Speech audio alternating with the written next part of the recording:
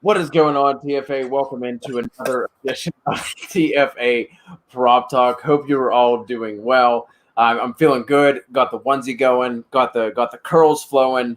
Trying to bounce back from last week. Last week was shit. It was rough with a capital R. Tom, I'm ready to totally redeem myself. Just when I think I can't go and do anything dumber, I go and do something like this. Well, Tom, El Cotorino, my man, it's okay. We all have those weeks. I had my, let's see here. I thought the safest bet for Cam Akers was to get his receiving yards.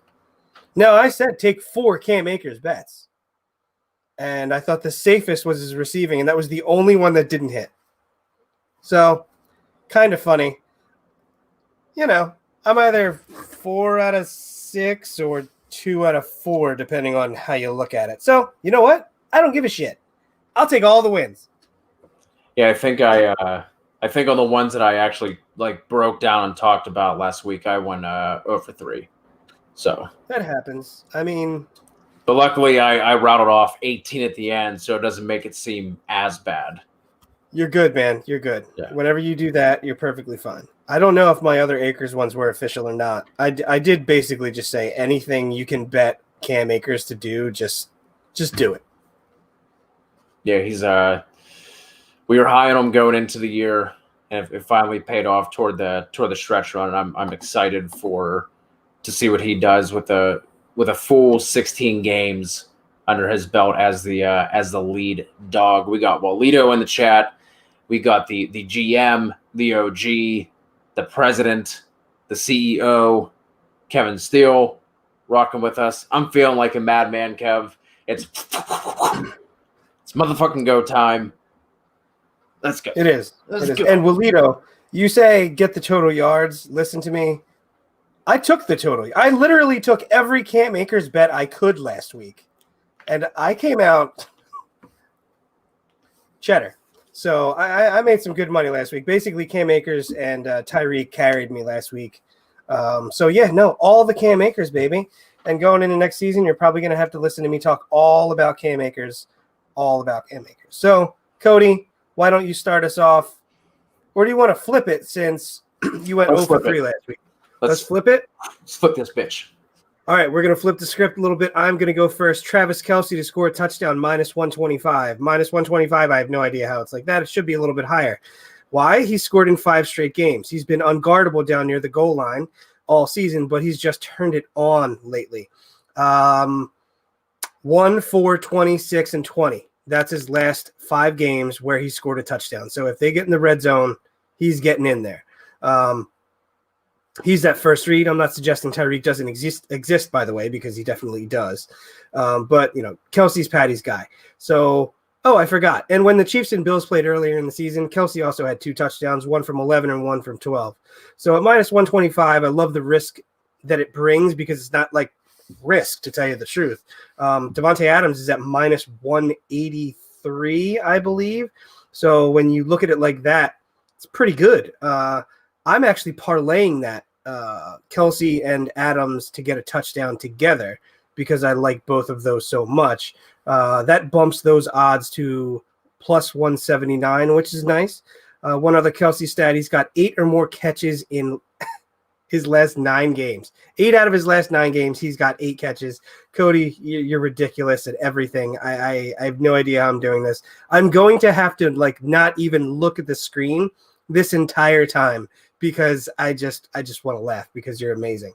Well, anyway, Kelce, his number's over 7.5 for receptions. That's at -134. It's not horrible, but you got to put some dough down to make a little bit. Again, 8 out of his last 9 games, he's hit over 7.5 catches. So that's another one I like. Give me Kelce this week. I'm digging him. Give me Kelce or give me death. I also like Kelce over 7.5 receptions as well. The first one I'm going to talk about, let's go Aaron Rodgers, discount double check, over 279.5 passing yards on DK. I think it's 283.5 on FanDuel, but he's hit this in 11 of his 17 games this year. Tampa's defense has just turned into a straight funnel. They've been legit against the running game all year, but their secondary has gotten lit up. Carlton Davis and Sean Murphy-Bunting are both in the top 10 among cornerbacks in terms of the receiving yards they've given up. I mean, that's really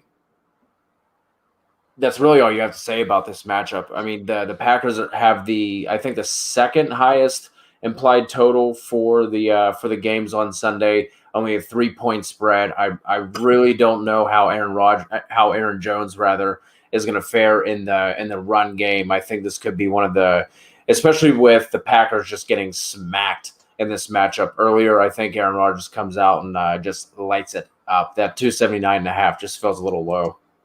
So, yeah, I was looking at that too. Weather yesterday when I looked was 70% chance of snow. I don't know when that snow started, if the field will be snowy or what will be going on, but I'm going to stick with that game. And something you just said about not knowing about Aaron Jones, I'm going to take Aaron Jones at 62.5 rushing yards, minus 106.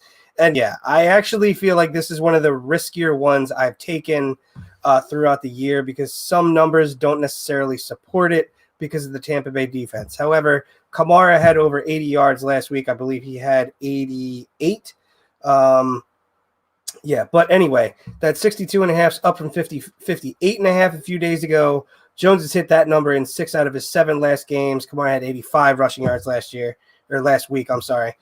They can be beat by stud running backs, and Aaron Jones is a stud running back. I know he did nothing in that game week 6, but since then, the Packers have really focused on getting the running game going, specifically Aaron Jones, the last 7 weeks. The last 7 weeks, he's averaging 14.5 carries a game. It's not 20 carries, but when you're averaging 5.5 carries through the season and your number 62.5, I'm going to do some math here, and guess what? That's over.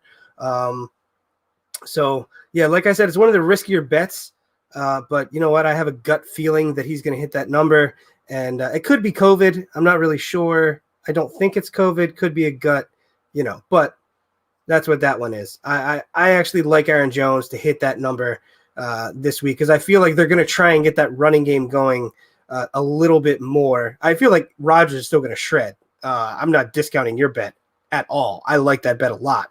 I just feel like Tampa Bay's defense isn't as good as it was early on, and Green Bay's offense is better than it was early on. So, yeah, I like him to bounce back pretty nicely.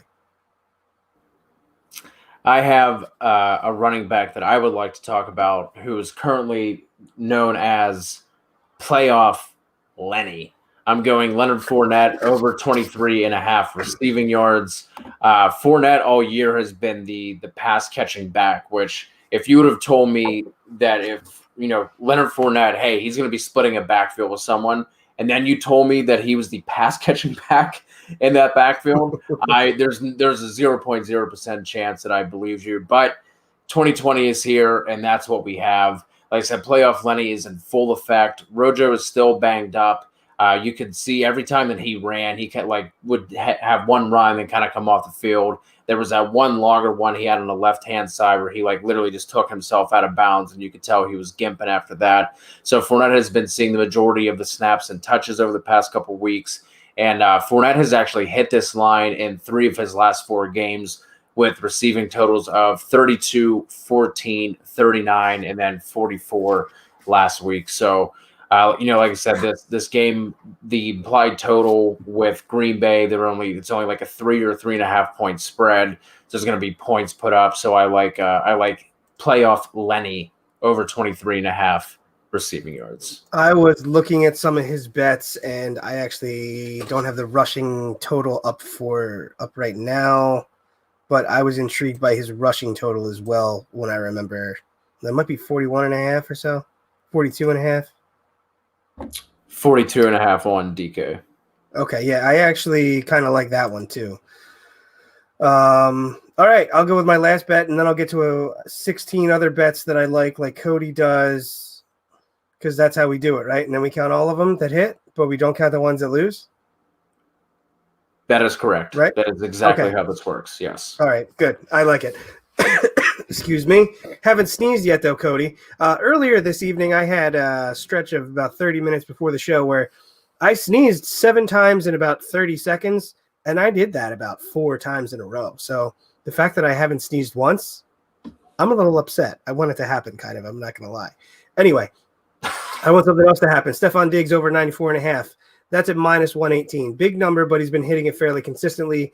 And the Chiefs have somewhat struggled against, like, number one outside wide receivers. Diggs has over 106 yards in 5 of his last 6 games. Josh Allen's just locked in on him right now. I mean, he was locked in on him early on in the season, but it's just picked up lately. The only game he didn't go over that 94.5 number was when the Bills absolutely smoked Miami 56-26. So I think he would have gotten it had they needed him, but really they didn't need him to do anything. Let's go back to the last 6 weeks just to see how the Chiefs have done against the top outside target for the most part. Rashad Higgins, 88 yards. I'm not really counting Landry because he's a slot. Mike Williams, 108. No Keenan Allen. I understand it was week 17, and Chiefs weren't really playing a lot of their, better starters. But we had Calvin Ridley go for 130. Manny Sanders, 76. I believe that game was with Taysom Hill. They did well against Miami, but Miami spread it around a lot and had a decent amount. Chris Godwin had 97.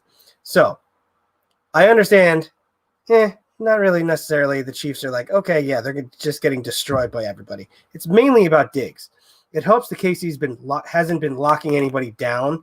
I expect the game to be close, but if KC starts running away with it, that also benefits Diggs. So I think Diggs should just go over that 100 number based on the 9 to 13 targets I expect him to get.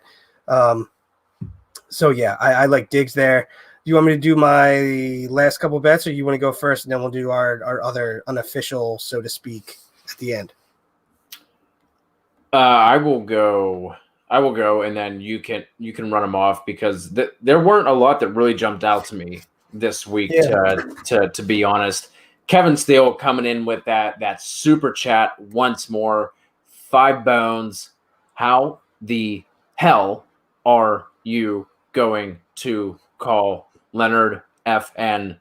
Fournette playoff Lenny? That's reserved for Sammy F.N.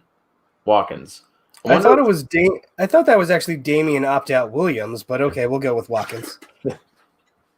Hey, Sammy should be playing this week. I am excited for him. Got him rocking in the background there when the only thing I have on my barren white wall. Which, fun fact, I record in my kitchen, so it is literally the only picture that is hanging up in my kitchen is an autographed Sammy Watkins photo. The wife loves it. She is thrilled that it's just the only thing hanging. But no, man, do you have to take that down like as soon as you're done recording and put it back up afterwards, or does that stay up like all the time? This is part of the house now. It never comes down. Sammy just moved in. Sammy has moved into the kitchen, and it's time to let Sammy cook. All right. That works. Good for you. But hey, appreciate the CEO coming through with that $5 super chat. It is an option for anyone who has been feeling the love, liking the content we've been putting out. There's a little emblem under the chat. So if you are also feeling gracious and giving and gratuitous, you can hit us with a super chat. Anything is much appreciated. But I will give my last one here, and then I will let Tom talk about some of the other props he likes. I'm going to go with Mike Evans over 4.5 receptions. The only corner you're really worried about here with Green Bay is Jair Alexander. And he hasn't shadowed any wide receivers since week 7. And that was I found that on Ian Hartlett's article on PFF. Something else he noted too that kind of made me feel better about this. And I just have this I don't have a stat to back this up, but I just have one of those gut feelings that Mike Evans an Aaron Jones rushing kind of feeling. Yes, that I just think Mike Evans goes off. But as I was alluding to, something else that Ian mentioned in his article was that he does have a 7-inch height advantage on him, along with a 30-pound differential between him and Jair. But they do move Evans around enough. I think he's seen almost a third of his snaps in the slot. I mean, we saw last week that Goff was efficient enough in moving the ball. He obviously didn't have a big day, but he completed 21 of his 27 passes. So if they can move Evans around, if they can put him in the slot a little bit, obviously with Antonio Brown being out, should open things up for him a little bit. The only thing that like makes me even like slightly hesitant with this is the emergence of Fournette playing so well over the past couple of weeks. But like I said, with this game total sitting at 52, I believe, I think it's going to be enough points going around. I really don't have a good feel on any of these games as far as like, how game flow and game script is going to go. But I think Mike Evans over 4.5 receptions is one that I feel pretty comfortable with. Yeah, I like that reception number more than I like the yardage number. I believe he's at 63.5. Excuse me. I also like Chris Godwin a bit this week because if Jair Alexander does follow Mike Evans around, which he probably won't, but again, it's going to free one of them up. Jair Alexander, right? Wow, excuse me. No sneezes, but I can't talk. But yeah, so I like Chris Godwin. He's at 63.5, but he's sitting at minus 143. Evans is also at 63.5, and his odds are better. I don't have them on me. So I've never said this before in my life, and I'm going to say it. I'm a little bit wary about the Tyreek over this week. And I'm a Tyreek guy. Like, you bet the Tyreek over every week, and you're going to come out ahead. Trey White's been absolutely locking people down. Tyreek only being at 77.5, it just screams Vegas saying, come on, give me your money. It should be more, right? But I'm not suggesting to bet the under. Never bet a Tyreek under, but like even if there's a fire, don't bet that under. Like don't do it. Just be careful with Cheetah if you think you're gonna take him. He didn't do very well in the two matchups he's had with Buffalo throughout his career. He's actually got, I think he's in the 60s for his total yardage through two games. Davonte Adams at 92.5. I think that's about where it should be. I like him to score a touchdown a lot more than that yardage, but big players play big in those big games. So I have no problem with that if you like him this week. So yeah, and Davonte Adams touchdown basically, and let's go. The one that I will add in here quickly before I bring up some of the stuff that Kevin is talking about is John Brown over 4.5 receptions, and that was sitting at plus odds. I think it was like plus 120 the last I saw it. I mean, he did have 11 targets last week. Gabe Davis might miss this game. I think he had 2 DNPs, and he got in a limited practice on Friday. But I do think they're trying to get John Brown involved a little bit more. So over 4.5, and if they do try and slow down Diggs, which is something like we've kind of like hypothesized for a while, it's like, all right, they're going to focus all their attention on Diggs. They're going to try and slow him down. Hasn't worked all season, but like that's what you would think that they're going to try and do. So it might open things up for John Brown a little bit more. So over 4.5 receptions, like I said, sitting at plus odds if you want to, if you want something with a little nicer odds.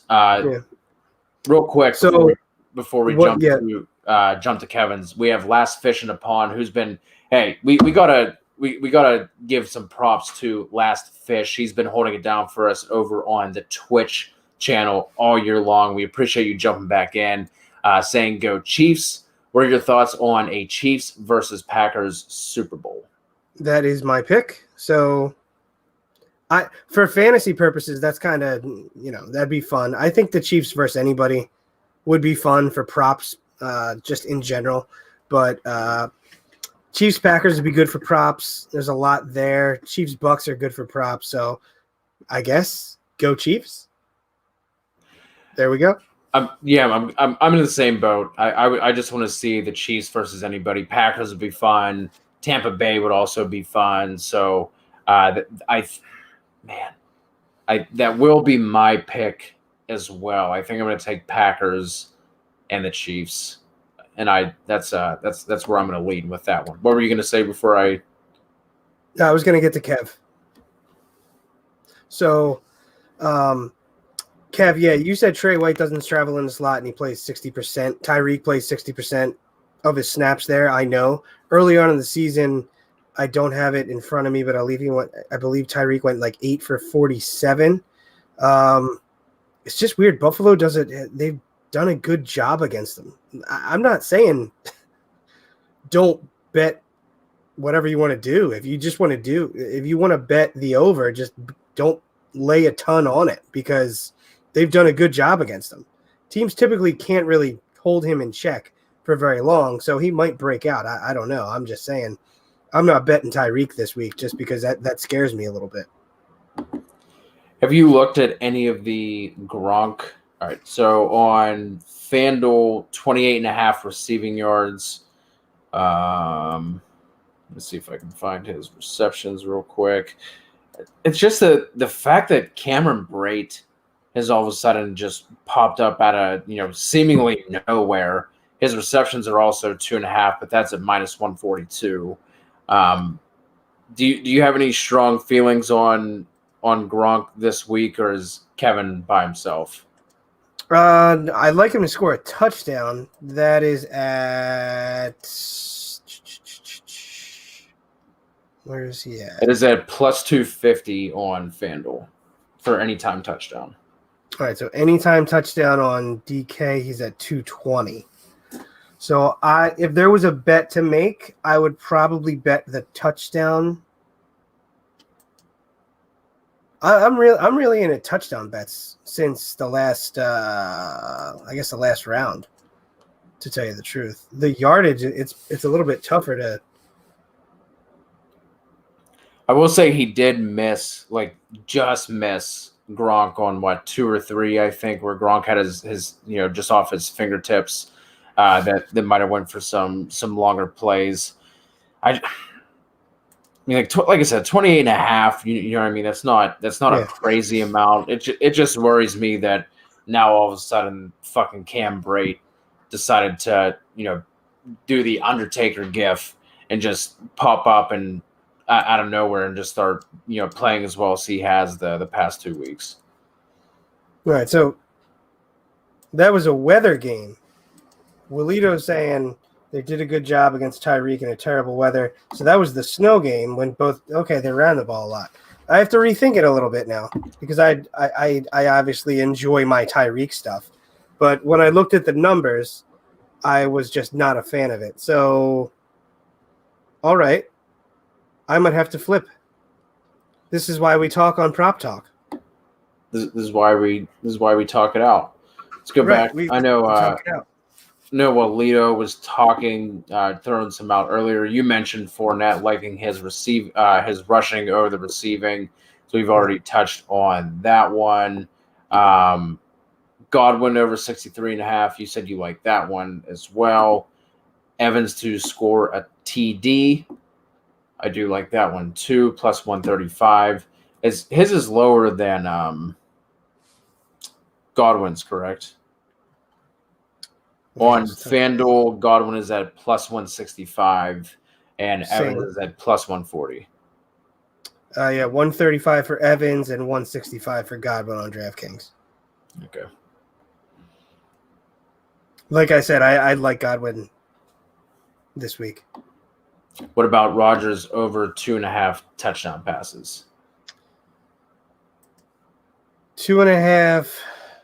I would definitely take the 1.5, but that money isn't paying a ton. That is, excuse me. So for the over for 1.5 is 250. 2.5 is 124.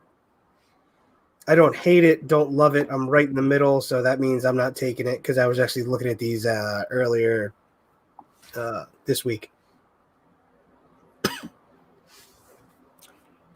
Do you have any good feelings on the games themselves? So Tampa, Green Bay, over-under sitting at 52. Line is at -3.5 for Green Bay. And then Bills, Chiefs, that has been bet up from 50 to 54.5. And that line has moved from -2.5 for the Chiefs to -3. Do you have any strong feelings just on the games in general as we close this out? No, honestly, this is one of the first championship weekends where I can honestly say it can be a matchup of any four teams. The last couple of years, it's like, okay, they're going to get there. They're going to get there. Okay, who else is going to get over there? This one, you could have any combination. So that's actually a really cool aspect to the championship game.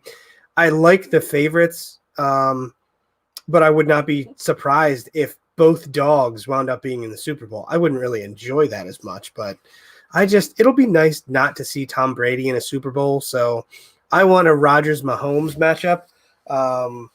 But that's what I want to see. Yeah.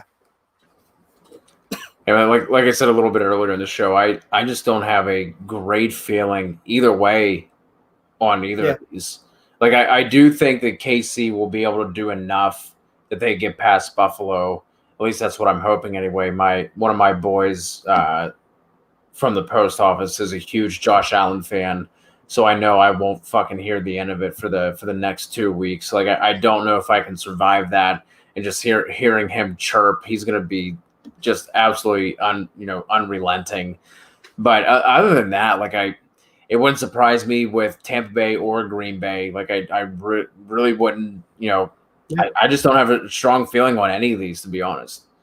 Yeah, no, I'm 100% with you, and you could really see, like, I could see a blowout in any direction for any team, and that's a really cool aspect to it. Yeah, for sure. So I think it's going to wrap. Kevin, I get it. Now I'm probably going to have to. You've done all the research for me. I appreciate it. I'm probably going to bet a Tyreek over now. Thanks.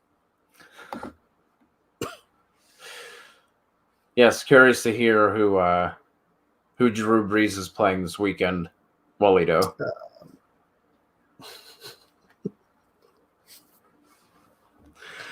All right, guys, we appreciate it. Go ahead. I had a million different things I said, and I filtered every one of them. So just think of what I may have said. I mean, the possibilities are endless with you. Yeah. So like that really, I literally was like, no, fuck no. I'm glad your filter works that quick.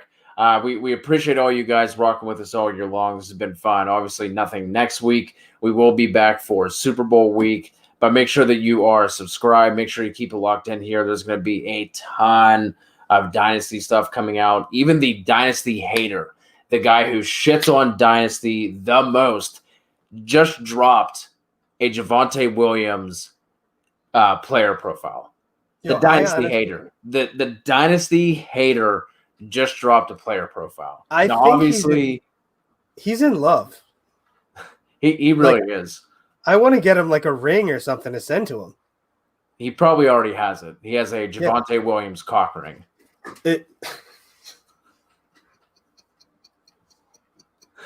And that thing. So you in that outfit and then ending like that, I fucking can't.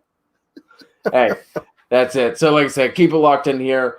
Kevin Steele, Javonte Williams cock ring. You can check that video out. That is on the YouTube channel.